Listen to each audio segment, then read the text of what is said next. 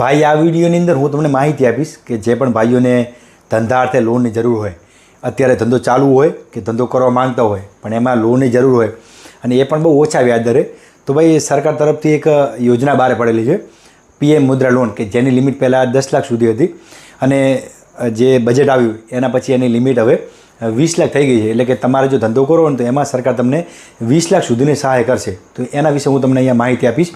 અને 2 દિવસ પહેલાં મેં એક વિડીયો પણ અપલોડ કર્યો હતો ઇન્સ્ટાગ્રામની અંદર.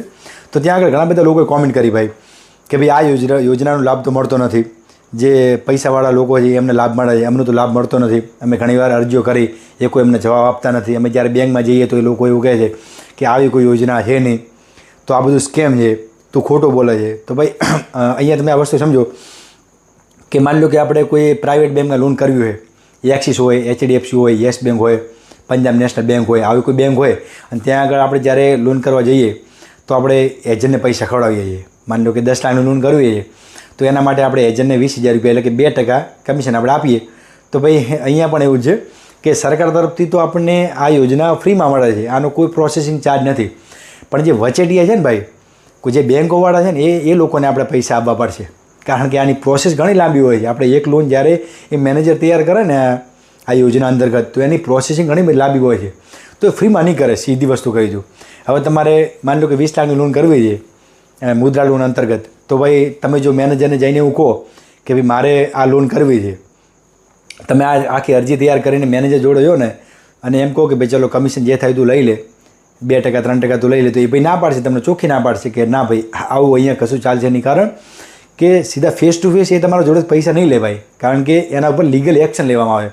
તો એ વ્યક્તિ ડરે. તો તમારે હવે અહીંયા શું કરવાનું કે જો તમારે લોનની જરૂર જ હોય ભાઈ, અને તમે એવું ના ગણો કે ચલો 2-5 રૂપિયા આમથી આમ, તો ભાઈ કામ કરો, જે વચેટીઓ હોય ને, માની લો કે કોઈ મેનેજર છે અને કોઈ એવો વ્યક્તિ હોય કે જેનો કોન્ટેક્ટ મેનેજર થ્રુ હોય, માની લો કે તમે એ વ્યક્તિને વાત કરો અને એ વ્યક્તિ જો મેનેજરને વાત કરે, એવા ઘણા બધા લોકો બેંકોમાં હોય છે, તો એવા લોકોને વાત કરો તમે જઈને કે ભાઈ મારે આ યોજના અંતર્ગત લોન લેવી છે અને એનો જેટલો પણ ચાર્જ થશે હું આપવા તૈયાર છું. તો પેલો એડવાન્સમાં થોડા ઘણું હોય તો એડવાન્સમાં તમારે 5-10 હજાર રૂપિયા આપી દેવાના. જો તમારે લોનની આ યોજનાનો લાભ લેવો હોય ને તો તમે આ રીતે લઈ શકશો, બાકી ફ્રીમાં કોઈ નહીં કરે. અને આવું તમે ટ્રાય કરો, 100% તમારી 110% લોન પાસ થશે. અને ઘણા બધા લોકોને અમારે ત્યાં આગળ આ લોનનો લાભ મળ્યો છે અને પોતાનો ધંધો આગળ વધારે છે.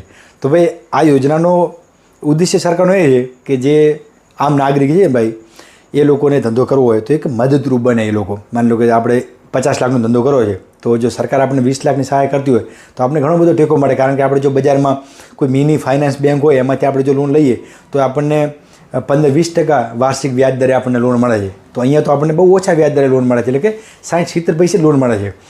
તો ભાઈ આ યોજના 3 પ્રકારે મળે છે એનો લાભ આપણને. પહેલું છે ભાઈ શિશુ લોન, બીજું છે કિશોર લોન અને ત્રીજું છે તરુણ લોન. હવે ભાઈ શિશુ લોનમાં કેવું હોય કે 1,000થી 1 લાખ સુધી આપણે સહાય મળે. નાના સાધન લેવા હોય ને, દરજી કામનું કોઈ સિલાઈ મશીન લેવું હોય, લારી લેવી હોય, તો એમાં આપણને આ લાખ રૂપિયા મદદરૂપ બને. અને વ્યાજ દર બહુ ઓછું છે, પ્રોસેસિંગ ફી જો કશું છે નહીં, અને 7 વર્ષની અંદર આપણે આ રિટર્ન કરવાનું હોય છે. અને નોર્મલ બસ આટલું, એમાં કોઈ પ્રોસેસિંગ ચાર્જ બીજું કશું નથી. અને બીજી વસ્તુ એ કે જે કિશોર લોન હોય છે એની અંદર કેવું હોય કે 1 લાખથી 10 લાખ સુધી આપણને સહાય મળે.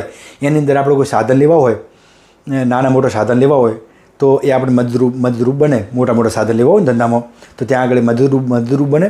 અને કંઈક 5 થી 6 વર્ષની અંદર એ આપણને પૈસા રિટર્ન કરવાનો હોય છે. એનું પણ વ્યાજ દર બહુ ઓછું છે. અને ત્રીજું છે ભાઈ તરુણ લોન, કે જેના અંતર્ગત આપણને 10 થી 20 લાખની સહાય મળે છે. અને એનું વ્યાજ દર બહુ ઓછું છે. એનું વ્યાજ દર એટલે કંઈક 55-60 પૈસા વ્યાજ દર છે એનું. અને એ તમારે 5 થી 6 વર્ષના ગાળાની અંદર, 3 થી 5 વર્ષના ગાળાને તમારે પૈસા રિટર્ન કરવાના. અને તમારે જો સ્ક્વેર ફૂટ માની લો કે 10 બાય 10ની તમારી દુકાન છે અને એને જો તમારે મોટી કરવી છે, એટલે ખર્ચો ઘણો થાય, સ્ટ્રક્ચર બનાવવાનો ખર્ચો ઘણો થાય, તો અહીંયા આ લોન તમને મદદરૂપ થશે. આ રીતે તમે લોન લઈ શકો છો. અને આમાં ભાઈ જરૂરી જે ડોક્યુમેન્ટની વાત કરીએ ને તો નોર્મલ છે. એક પાસપોર્ટ સાઇઝના ફોટા છે 3, અને એક આધાર કાર્ડ છે, એક પાન કાર્ડ છે, અને આપણે જ્યાં આગળ રહીએ છીએ એટલે કે રહેણાંકની આકારણી, ઘરની આકારણી, અને જ્યાં આગળ ધંધો કરીએ છીએ ત્યાંની એક આકારણી. અને હવે તમારે અરજી ક્યાં કરવાની, તો કે ભાઈ આ ડોક્યુમેન્ટ લઈને તમારે કાંઈ SBIમાં કાં બેંક ઓફ બરોડામાં જઈ અને વાત કરવાની મેનેજરને, તો એ તમને KCC એકાઉન્ટ ખોલી આપશે, એટલે કે કરંટ એકાઉન્ટ ખોલી આપશે. અને એનું એક તમને ATM આપશે, એ ATM કાર્ડ આવશે. અને એની અંદર તમારા પૈસા જમા થશે અને ત્યાંથી તમે ચેકથી પણ પૈસા વિડ્રોલ કરી શકશો અથવા ATMથી પણ પૈસા તમે વિડ્રોલ કરી શકશો. ત્યાં આગળ મેં જે વાત કરીને કે એ લોકોનો તમારે પહેલો કોન્ટેક્ટ કરવો પડશે મતલબ પૈસા ખવડાવવા પડશે તો તમારે આ લોન થશે. 110% લોન થશે. જે લોકો વાતો કરે છે ને પેન્ડિંગમાં છે એ લોકો ફ્રીમાં કરાવવા ગયા છે ત્યાં આગળ, એટલે થતું નથી. કારણ કે આપણા ઇન્ડિયાની અંદર કોઈ વસ્તુ ફ્રીમાં થતી નથી. તો જો પૈસા ખવડાવશો તો 100% તમારું કામ થશે. બાકી ઇઝીલી લોન મળી જવાની છે. તમારે 50 લાખ 60 લાખનો ધંધો કરો હોય ત્યાં આગળ તમને 20 લાખ ગવર્મેન્ટ લોન આપતી હોય અને બહુ ઓછા વ્યાજ દરે, તો 100% લેવાય ભાઈ. કારણ કે શરૂઆતમાં કોઈ પણ વ્યક્તિ જોડે એટલું બજેટ હોતું નથી. અને ભાઈ આ લોનની ખાસ વાત તો એ છે કે અહીંયા સિબિલ નથી મેટર કરતી.